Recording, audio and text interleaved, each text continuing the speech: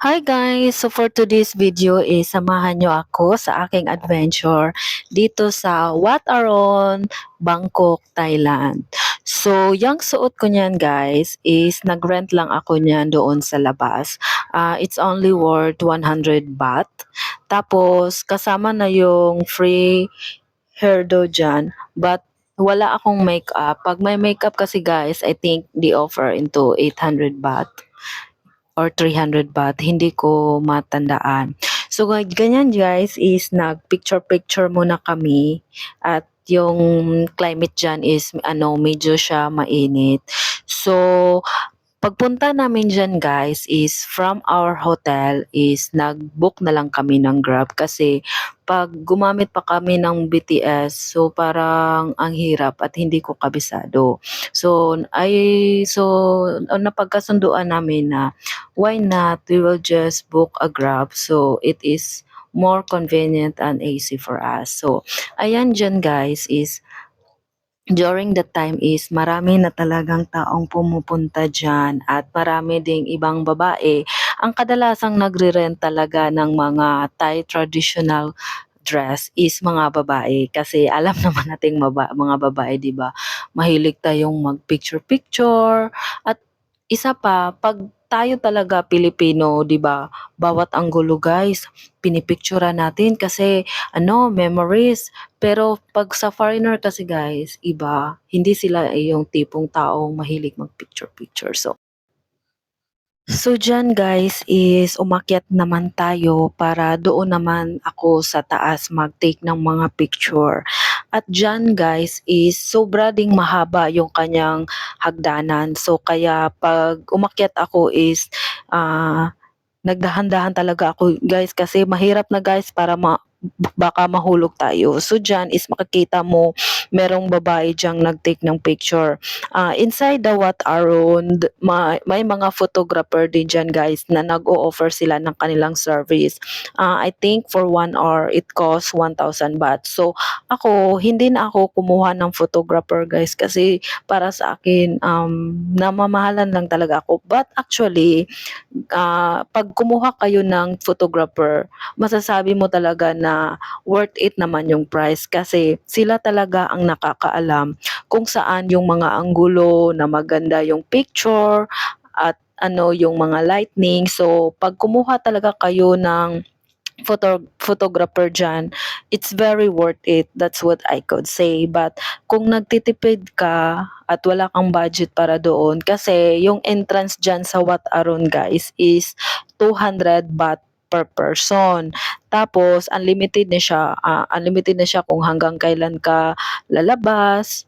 So diyan guys is naglalakad na lang ako diyan sa itaas at pinagmamasdan yung nasa paligid ng Wat Arun at masasabi ko talaga wow, ang ganda nito. Hindi ko nga maisip kung paano nila ito ginawa kasi I think Wat Arun was been there very long time. It's almost a decade. Hindi ko lang makabisado kung when pero sobrang matagal na diyan guys. So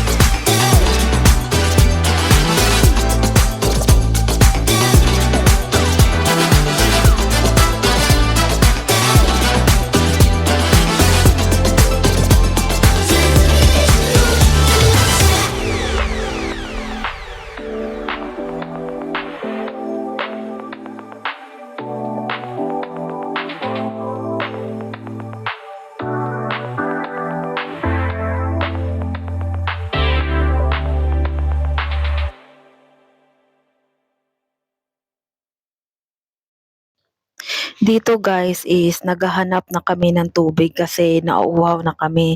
So dyan is naglakad-lakad muna kami at naghahanap ng tindahan na may nagtitinda ng tubig.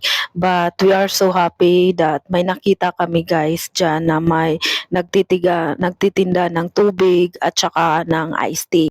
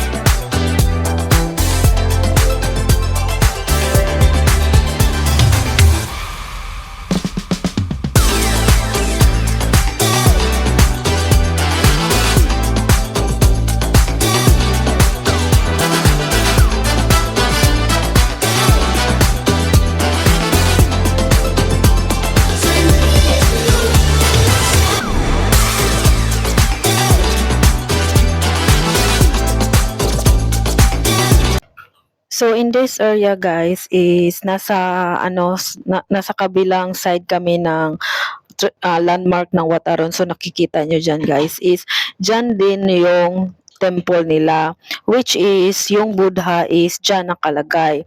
So dyan is nagpicture muna kami for another view. So ako naman nagpicture ako at yang nagsuot ako ng Thai traditional dress. So ayan, posing muna tayo guys.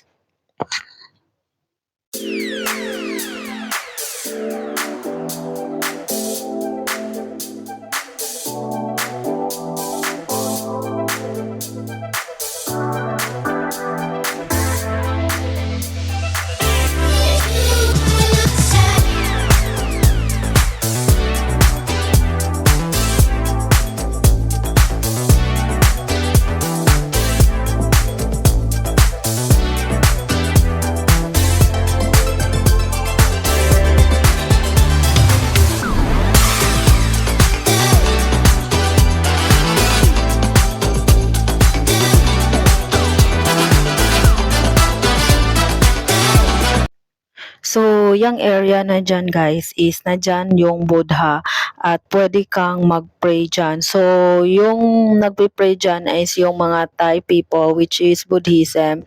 So, in that area is pwede namang mag-take ng video at saka picture unlike doon sa Grand Palace before na hindi talaga allowed na mag-take ng picture.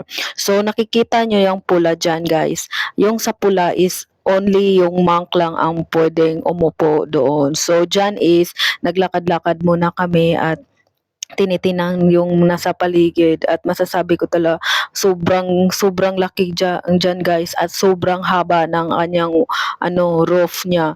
So, dyan is walang masyadong tao kasi nandyan sa labas.